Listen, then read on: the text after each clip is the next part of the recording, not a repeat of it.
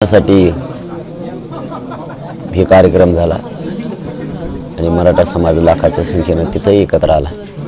आता पुढच्या आंदोलनाची तयारी सुरू। तुम्ही सरकारला 24 तारखेचा अल्टिमेटम दिला होता। आता तुम्ही 20 तारखेचं सरकारला सांगितले की आम्ही मुंबईला 20 तारखेला येणार आहेत। काय नेमकी चर्चा झाली आहे सरकारमध्ये आणि तुमच्यामध्ये? आणि तुम्ही सरकारमध्ये काय संबंध आहे? आम्हालाच वेळ पाहिजे ना, एवढी मोठी तयारी करायची। ते काय इथं 10-5 किलोमीटरवर जायचं काय, जायचं आणि लगेच माघारी यायचं। तयारी करायला लागणार आहे। 400-500 किलोमीटरवर जायचं आहे। उगाच अचानकच उठलं आणि चला उद्या म्हणलं, आंदोलन हरायचं नाही ना, आम्हाला यश प्राप्त करायचं। त्यामुळे वेळ लागणार त्याला।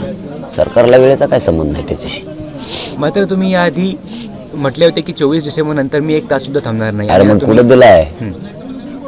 कुठं दिलाय? आमच्या तयारीला आम्हाला वेळ पाहिजे का नाही? उठायचं लगेच पळायचं।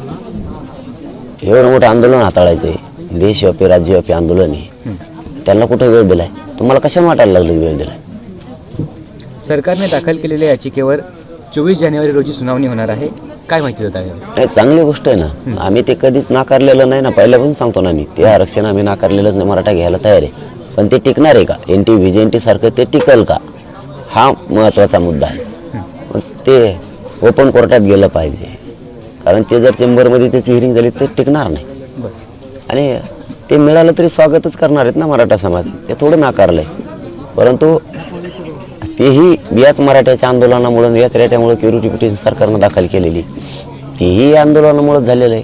टास्क फोर्स याच आंदोलनामुळे झालेलं आहे। आणि आता ओबीसीच्या 54 लाख नोंदी मिळाल्यात, म्हणजे मराठ्यांना 54 लाख मराठ्यांना आत्तापर्यंत आरक्षण मिळाले, तेही याच आंदोलनामुळे, याच मराठ्यांच्या एकजुटीमुळे मिळालेलं आहे।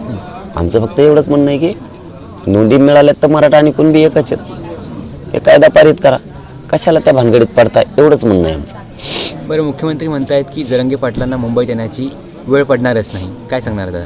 नाही, आता ते त्यांचा प्रश्न आहे, आमचा प्रश्न आमच्या समोर आहे।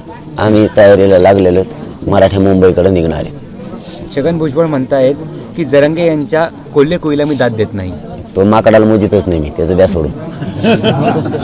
बरं, तुम्ही सरकारला वेळ वाढवून दिला आहे का? आणि उद्यापासून तुमची पुढची तयारी कशी असणार आहे? तुम्ही आणखी तिथंच येत आहे का? वेळ वाढून दिला आणि वेळ वाढून दिलाय, काही लावू नका। आम्ही वेळ न दिला, आमची तयारीच सुरू आहे। वेळ 1 तासही दिल्याला देणार बी नाही आम्हाला। तयार उठलं की पळायचं। तुम्ही बिना कॅमेऱ्याचं येऊ शकता का? काम करता येईल का तुम्हाला? मग तुमचं तुम्हाला सगळ्या साहित्यानेच यायला लागणार आहे। उद्यापासून तुमची आंदोलनाची दिशा कशी असणार आहे नेमकी? आमची तयारी सुरू झाली, तिथे आत्ताच कशी सांगणार आम्ही तुम्हाला? तुमच्या तब्येतीबद्दल तुम्ही काय सांगाल? कारण तब्येत वेळोवेळी हे होते आणि तुम्ही मात्र आंदोलनाची भाषा करतात, त्यामुळे कसं की समाजाला तुमची पण गरज आहे, त्याबद्दल तुम्ही काय सांगाल? उद्या घेणार आहे उपचार, मी उद्या उपचार घेणार आहे।